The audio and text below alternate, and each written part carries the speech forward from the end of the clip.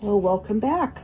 I thought I'd bring you along while I made another batch of Greek yogurt. I make mine fat-free with skim milk, so I thought I'd just bring you along. I know there's a lot of videos out there on how to make it, but what harm does it do to do one more, right? Alright, so I don't have a full half gallon of milk because I used it for something else, but that's fine. It doesn't have to be exact. So what I'm gonna do is I'm gonna hit my yogurt button. Oh, I don't want that. I don't want that. I want it to say boil. So it's on boil. I'm gonna pour my milk in here and heat it up to 180 degrees.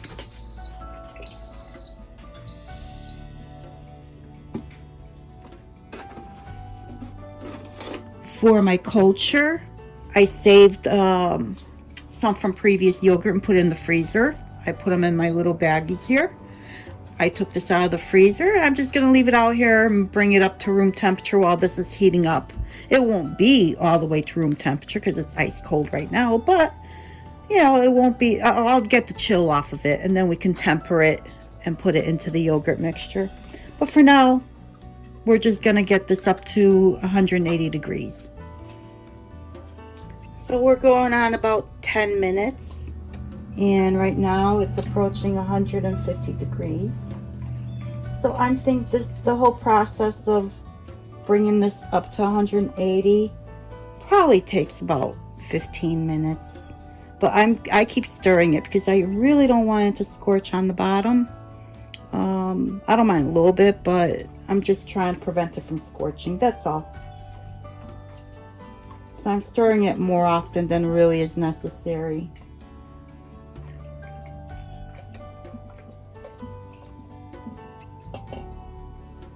So I think another 5 minutes will do it. Okay, the boil feature ended and did not bring it to 180 degrees. So now I'm going to hit the saute button to bring it back, to bring it up. So the yogurt feature for the boil shuts off on its own after a certain period of time. So this is where the people are saying, okay, it's not bringing it to 180 degrees, and this is why they're putting it into the saute mode. So what I'm thinking is, for next time, for the boiling of this or heating up the milk, I won't use the yogurt feature. I will just go straight to saute and let it heat up that way. I think it will do it quicker. Oh, we are there. We're at 181. So let me cancel. And now you can either leave it in here and let it naturally cool down by stirring it periodically. I don't have the patience for that. And I want to get this going because I want to run it for 24 hours. So let me just get what I need and switch everything around, and you'll see, you know, I'm going to plunge this in ice water. Okay, so let me grab this and put it in here. Hopefully I don't make a mess. So I'm going to cool this down to about 110.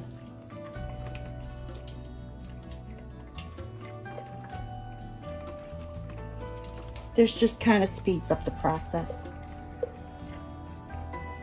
In the meantime, while this is sitting here, let's take our ring out of our cover, because any smells that the ring has trapped from using it with meats and rice and all that will actually get into your yogurt, and you don't want that. So I'm pulling out the ring so that I'm ready to cover it when this has cooled down to 110.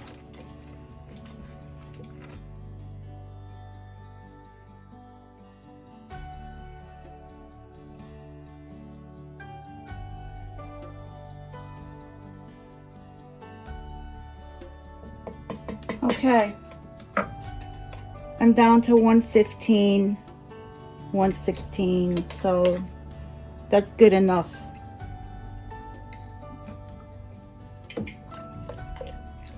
We just don't want it too hot for the culture, and I don't want it too low, so I'm at 113 right now. So let me take this out. Oh, I'll put this back in the Instant Pot.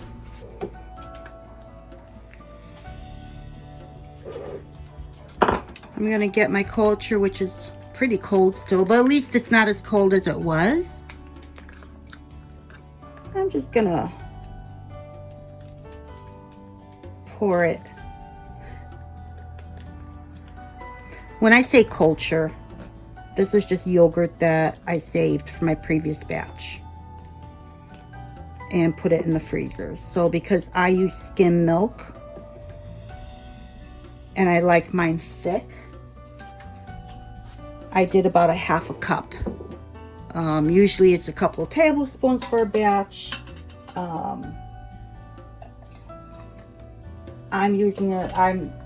upping what I'm putting in here up to a half a cup.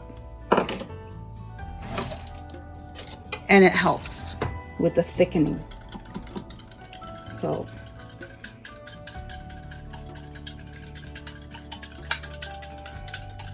I'm just stirring this up. I didn't want to put I didn't want it going in lumpy.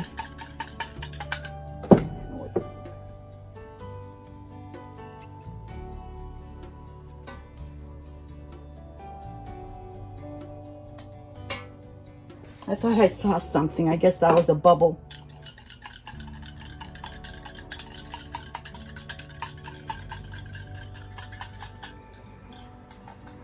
So I'll stir it in. I'm pouring it in, stirring it up.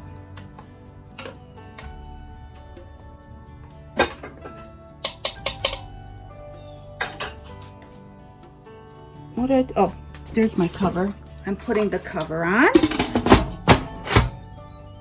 You don't need a cover. You can actually put foil over this or a glass top or anything. I'm just gonna do my cover. And I'm gonna press the yogurt button, press it again, and I'm doing it for 24 hours.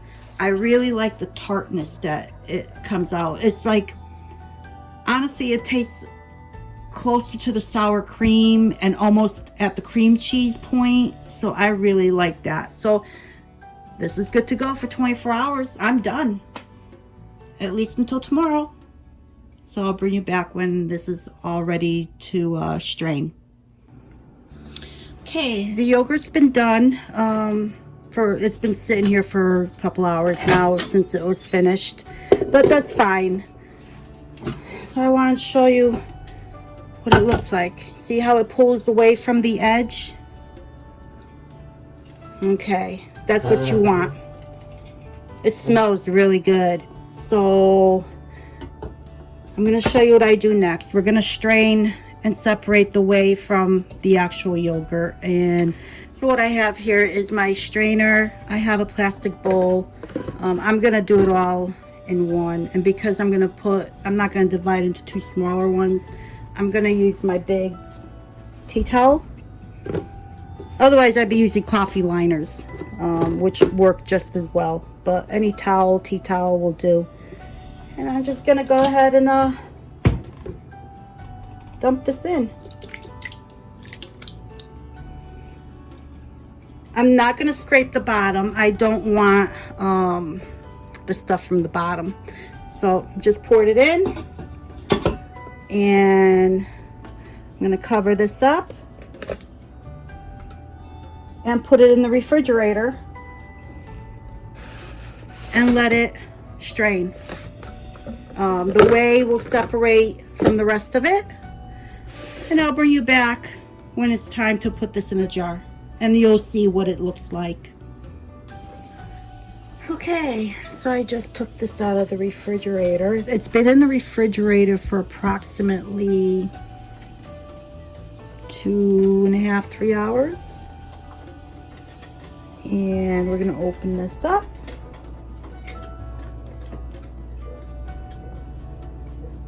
And here's our yogurt. The whey, you'll see once I pull this out, there you go. I don't know if you can see all that liquid. That's the whey. People actually use that for other things. I give it to my chickens. They love the stuff, and it's very good for them. So now I'm just gonna scoop it into my jar.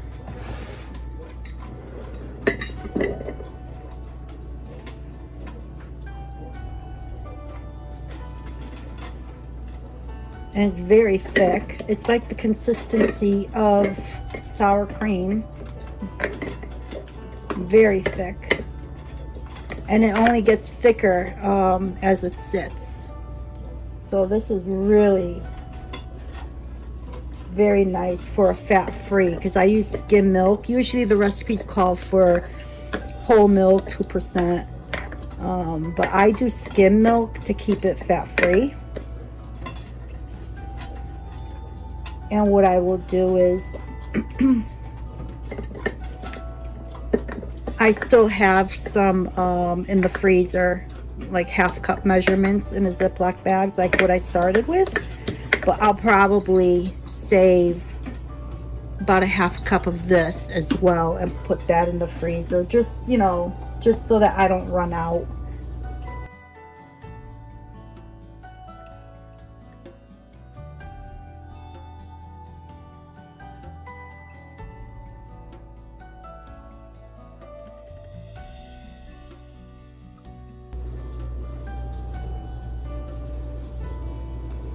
So like I said, I've used coffee filters. You don't have to buy anything fancy. You can use a bandana, anything that you can strain liquid through. You can use for draining. I like my tea towels, but it depends, you know, depends how much I make. Sometimes I just use coffee filters. So let's put this in. There we have it. Oh, let me give it a try.